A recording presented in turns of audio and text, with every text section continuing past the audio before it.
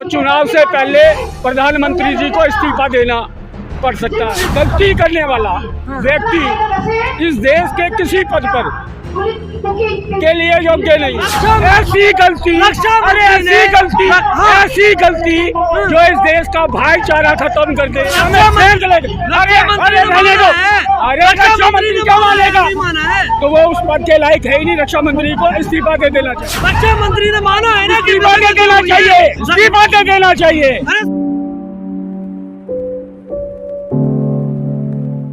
Sir 4 महीने का समय हो गया है। प्रधानमंत्री नरेंद्र मोदी की तरफ से कोई भी आदमी या फिर उनका कोई भी ऑफिशियल आपके पास में, पूर्व सैनिकों के पास में बात करने के लिए नहीं आया है। उन्होंने जिस तरीके की कार्रवाई की है, जो विसंगति है, सरकार इसको मान लेती है, तो चुनाव से पहले प्रधानमंत्री जी को इस्तीफा देना पड़ सकता है। इसलिए संज्ञान नहीं हो पाया। ये संविधान कहता है, मैं नहीं कहता। क्योंकि गलती करने वाला व्यक्ति इस देश के किसी पद पर के लिए योग्य नहीं है, और ये गलती की है। सर गलतियां हो जाती हैं, तमाम बार हो जाती हैं, विसंगतियां हुई हैं। रक्षा मंत्री ने ऐसी गलती जो इस देश का भाईचारा खत्म कर दे, इस देश को किसी षड्यंत्र के तहत इस देश की सुरक्षा में सेंध लगे। अरे रक्षा मंत्री क्या मानेगा? तो वो उस पद के लायक है ही नहीं। रक्षा मंत्री को इस्तीफा दे देना चाहिए।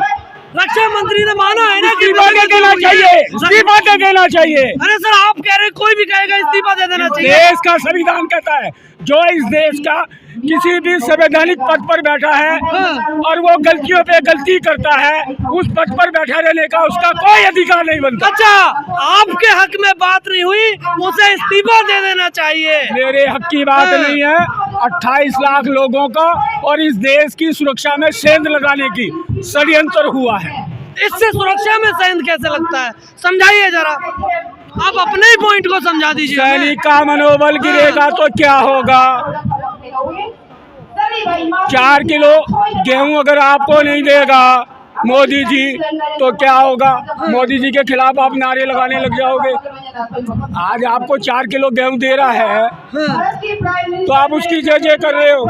अरे मोदी जी ने और रक्षा मंत्री ने तो इस देश की सेना का भाईचारा खत्म करने की कार्रवाई की है। भाईचारा कैसे खत्म हो रहा है? कुछ भी बोल दे रहे हैं, जो मुंह में आ रहा है बोल दे रहे हैं बस।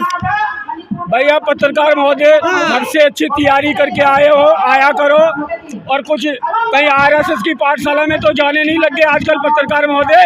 अरे सर आरएसएस की पाठशाला में भी कोई जा रहा है? आरएसएस की पाठशाला क्या नफरत भरी पाठशाला है? क्या कहना चाहते हैं आप आरएसएस से? तो वही तो बता रहा हूँ। जिस तरीके के आप सवाल कर रहे हैं और जिस तरीके का सवाल, अच्छा अरे बताइए, सवाल 120 दिन से आप नहीं सवाल ना करें। 120 दिन से आप क्या समझ पाए? आरोपी की धरने से 120 आप लोगों सवाल ना किया जाए। 120 दिन के धरने से आप क्या समझ पाए?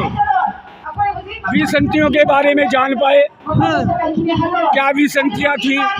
क्या कार्रवाई थी? कहीं आपने किसी बुद्धिजीवी से डिस्कस किया कि ये सैनिक क्या पागल हैं? पागल किसने बोला है? तो आपकी विसंगतियां हैं, बिल्कुल सरकार को मानना चाहिए। गलत है। बोला किसने ये बात? सैनिक ये तो आप अपने आप बोल रहे हैं, आप अपने आप को बोल रहे हैं। मैं ये कह रहा हूँ, अगर विसंगतियां नहीं हुई, गलतियां नहीं हुई और हम गलत बैठे हैं, तो मोदी जी योगी जी तो कहते हैं गलत करने वालों के ऊपर बुलडोजर ले जाना चाहिए, तो बुलडोजर ले आए। भाई गलत तो कोई ना कोई तो है, या तो हमें साबित कर दो। और थोड़ी देर पहले आप कह रहे थे कि डिफेंस मिनिस्टर ने तो मान भी लिया। मुझे तो नहीं पता कि मान लिया। उन्होंने एक पत्र लिखा है, प्रयागराज की एक महिला है ना, उनके लिए उन्होंने पत्र लिखा है कि हाँ विसंगतियां अगर हुई हैं तो उसकी जांच चल रही है। अरे भाई वो सेना का प्रमुख जांच चल रही है ना। अरे वो सेना का भरोसा तो प्रमुख है। वो सेना का प्रमुख राष्ट्रपति होता है सर, आपको इतना भी नहीं पता है? अरे भैया इन चीजों का डिसीजन लेने के लिए वही बहुत है। हाँ आप पहले समझो, राष्ट्रपति का क्या रोल है देश को अच्छी तरीके से पता है कि किसका प्रमुख है, किसका प्रमुख नहीं है। ठीक है, और देश के बारे में या सैनिकों के बारे में सोचते ही नहीं। अगर राष्ट्रपति जी ने सोचा होता तो आप तो कह रहे कि ये गलती राष्ट्रपति जी ने की है। आपका कहने का मतलब तो ये है, आपका कहने का मतलब तो ये हुआ कि ये जो बंदरबाट हुई ये राष्ट्रपति जी ने की है। बंदरबाट हुई है, बंदरबाट समझाइए सर। सर देखिए, ऐसा समझा दीजिए, हमें समझ आता है, हमारे दर्शकों के लिए समझा दीजिए।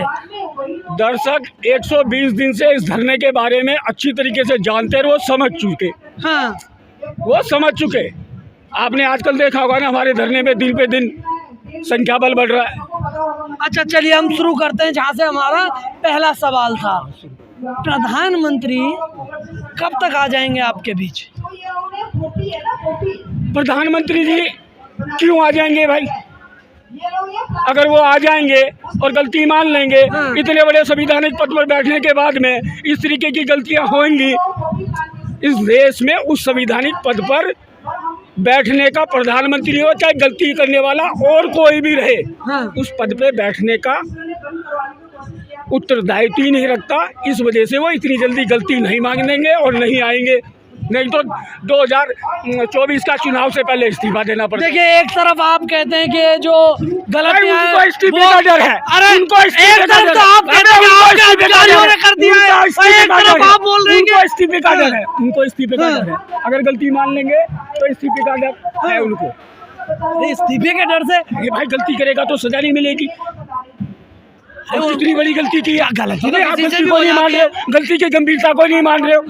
ठीक है, गलती को गंभीरता को मानेंगे। भाई वाह, अगर आपको एक्स्ट्रा पैसा मिल जाता आप नहीं बोलते, फिर आप नहीं कहते कि प्रधानमंत्री जी इस्तीफा दे दो, प्रधानमंत्री इस्तीफा दे दो। अपने प्रधानमंत्री जी से पूछना कि रिटायरमेंट अपने नहीं सर, वो मेरे प्रधानमंत्री, वो आपके भी प्रधानमंत्री। जो काम गलत करेगा, जो काम गलत करेगा, जो काम गलत करेगा उसको गलती कहा जाएगा। उसको गलती कहा जाएगा। ठीक है, बरसात आ रही है, बरसात में मत भिजो, फिर कभी रखना प्रोग्राम। और जय हिंद, जय भारत।